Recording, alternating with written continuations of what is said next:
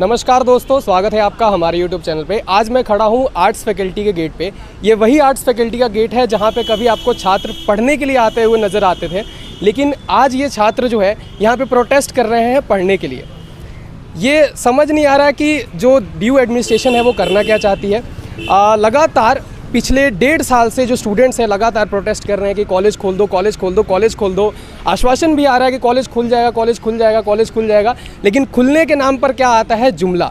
एक ऐसा नोटिस जिसके अंदर कुछ नहीं है, जिसके अंदर कोई बात नहीं की जाती है। और आप लोग भी मेरे यूट्यूब चैनल पे बहुत सारे कमेंट्स करते हो कि भैया प्रोटेस्ट करवाइए, भैया ट्विटर ट्रेंड चलाइए। सब कुछ होता है, ट्विटर ट्रेंड भी चलाया जाता है। 30,000 से ज़्यादा बच्चे ट्वीट करते हैं।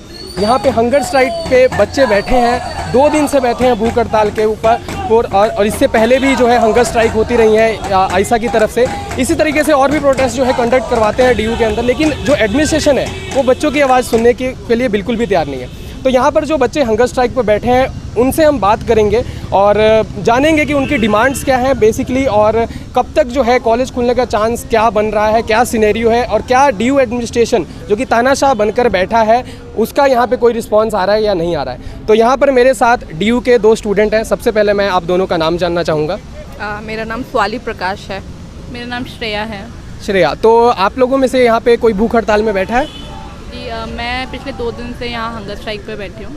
अच्छा, 2 दिन से ये हंगर स्ट्राइक पे यहाँ पे बैठी हैं। तो इससे पहले भी क्या आपने कोई प्रोटेस्ट किया या भूख हड़ताल ऐसी एक्टिविटीज़ की है यहाँ पे डीयू एडमिनिस्ट्रेशन के सामने? देखिए, पिछले 1.5 साल से आइसा की तरफ से हम लोग लगातार प्रोटेस्ट कर रहे हैं। हमने अलग अलग तरीक़ों से प्रोटेस्ट किया है। हम लोगों ने मेमोरेंडम सबमिट किया है, हम लोगों ने वीसी हाउस के बाहर प्रोटेस्ट किया है। हम लोग इससे पहले भी हंगर स्ट्राइक पे बैठे थे 48 आवर्स की, और हमने सारे तरीके अपना लिए हैं। लेकिन वाइस चांसलर ना तो हमसे मिलने को तैयार है और ना ही हमारी किसी भी डिमांड को मानने को तैयार है। लास्ट प्रोटेस्ट हमारा जब हुआ था 24 सितंबर को, तो हम लोगों को एक विवेक सा नोटिस दे दिया गया, जिस नोटिस में ये लिखा था कि कैंपस अब फेज़ में खुलेंगे। तो हमें लगा कि चलिए ठीक है, वीसी को अकल आ गई है, लेकिन वो नोटिस का कोई अब मतलब नहीं रह गया है, क्योंकि आप देखिए कि कैंपस तो खुल रहा नहीं, बच्चे आ नहीं रहे हैं। और इसी तरीके से जो वाइस चांसलर है वो इस साल भी कैंपस बंद रखेंगे, और फिर न्यू ईयर आ जाएगा, फिर न्यू ईयर पे भी उनके पास कोई नया बहाना हो जाएगा।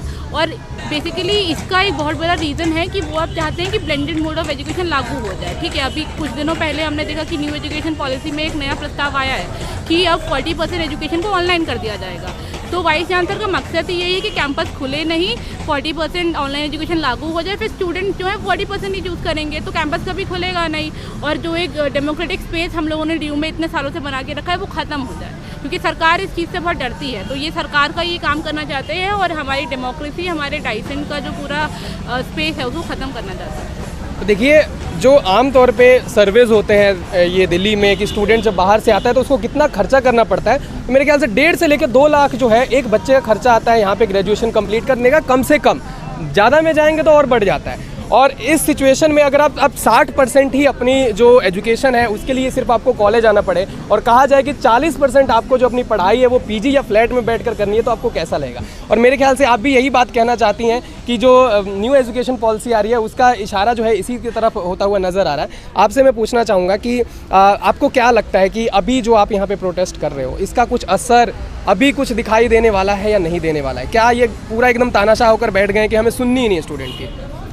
देखिए, स्टूडेंट्स और डीयू एक ऐसा स्पेस है जहाँ पर हमेशा से, अगर स्टूडेंट्स को हमेशा से कोई दिक्कत हुई है तो हमेशा से उन्होंने अपनी आवाज़ रखी है।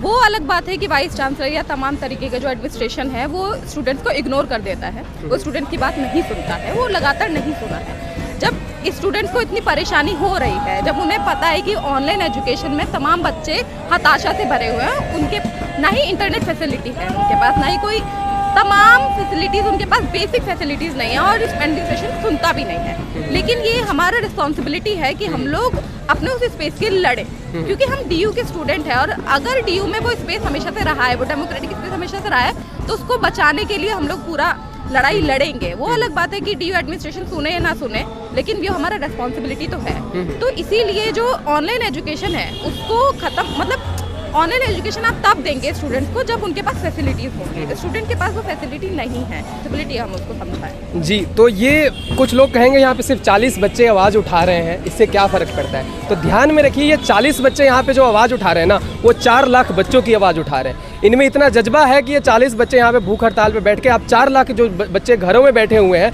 अपनी एजुकेशन ऑनलाइन ले रहे हैं, उनकी आवाज़ यहाँ पे एडमिनिस्ट्रेशन के सामने रख रहे हैं। और ये ज़्यादा दिन तक चलने वाला नहीं है, मेरे ख्याल से ये ज़्यादा दिन तक चलने वाला नहीं है, बिकॉज कितना भी आप कर लीजिए, एक छात्र आंदोलन जो है वो बड़ी बड़ी सरकारों को हिला चुका है और बड़ी बड़ी यूनिवर्सिटीज़ को जो है धूल चटा चुका है। तो हम भी इस आंदोलन से कुछ ऐसा ही एक्सपेक्ट कर रहे हैं कि आपकी जो यहाँ पे मेहनत है, जो आप यहाँ पे छात्रों की आवाज़ रख रहे हो, उससे जो है कुछ हेल्प मिले और यूनिवर्सिटी जो है जल्द से जल्द खुले। एटलीस्ट अगले साल के जो स्टार्टिंग वाला मंथ है उसके अंदर खोला जाए, लेकिन खुला जरूर जाए। अगर अभी से कुछ नहीं किया गया तो मेरे को लगता नहीं है कि अगले साल भी इनका खोलने का कुछ प्लान होगा। तो आपने यहाँ पे स्टूडेंट्स की बात सुनी कि उन्होंने क्या कहा इस पूरे प्रोटेस्ट को लेकर और कॉलेज रीओपनिंग को लेकर। तो आशा करते हैं कि इनका प्रोटेस्ट जो है वो सक्सेसफुल हो, बिकॉज मैं भी यार ये रीओपनिंग की वीडियोस बनाकर बहुत ज़्यादा थक चुका हूँ। मैं चाहता हूँ कि आप लोगों से भी मिला जाए, ये लोग भी आपसे बातचीत करें, हमें एक माहौल बनाए यूनिवर्सिटी में पढ़ने लिखने का और आगे बढ़ने का। सो शुक्रिया इस वीडियो को देखने के लिए, और वीडियो अच्छी लगी है तो अपने फ्रेंड में भी इसे शेयर करें, उनको भी अवेयर करें कि अब वो टाइम आ गया है कि आपको अपनी आवाज़ उठानी होगी ताकि कॉलेज जो है वो जल्द से जल्द रीओपन किए जा सके। धन्यवाद।